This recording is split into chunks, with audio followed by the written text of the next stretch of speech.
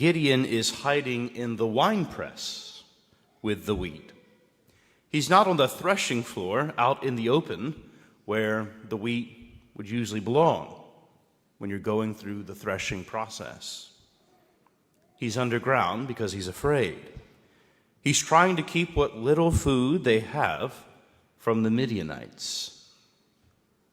He sees himself as weak, powerless, and insignificant. But the angel of the Lord comes to him and greets him with words that almost sound absurd. "The Lord is with you, O champion." But God often names us before we see it in ourselves. He sees Gideon's fears. He sees Gideon's smallness. And still he calls him to be the deliverer of Israel. Gideon protests. "My family is the least, and of them I am the most insignificant." And God answers, "I shall be with you." That's the difference. Not Gideon's strength, God's presence. Now hold that next to today's gospel. Yesterday, the rich man walked away sad because he had many possessions. Today, Jesus turns to his disciples and says, "It will be hard for a rich man to enter the kingdom of heaven." Hard. Why?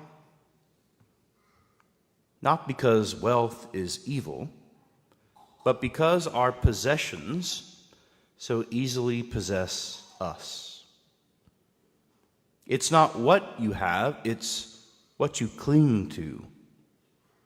And the heavier the load you carry, the harder it is to pass through the narrow gate. Think of a camel at a narrow opening, almost like the sheep's gate. It cannot pass through standing tall, burdened with packs. If you want it to fit, you have to make the camel kneel down. You have to take all the packs off of it in order to push it through. Therefore, the only way for us to enter into the kingdom is on our knees, freed of any baggage we might be refusing to surrender. Holding on to it, we won't fit through the narrow gate. That's why the poor, the overlooked, the forgotten, they often enter before the rich and powerful. They have less to cling to, less to unlearn.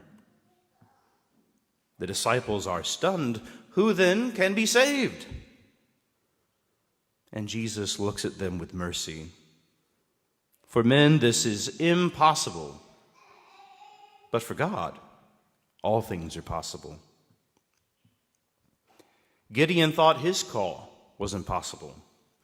The disciples thought salvation was impossible.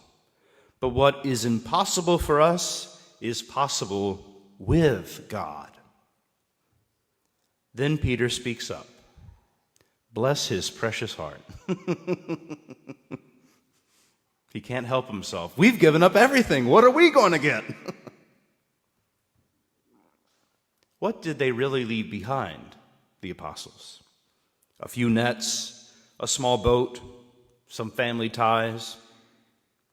But it was everything they had.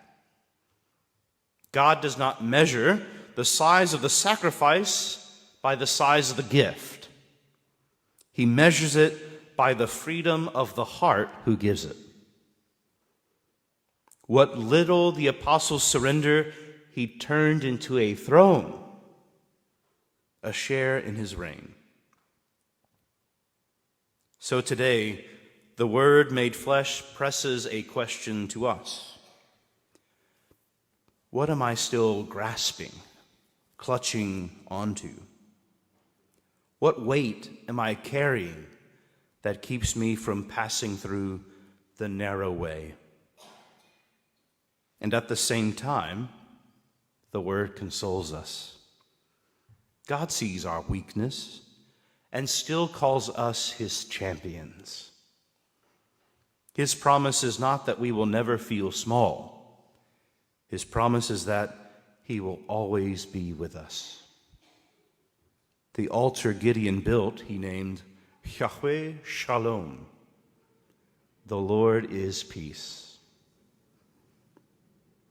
That is the same altar we stand before now.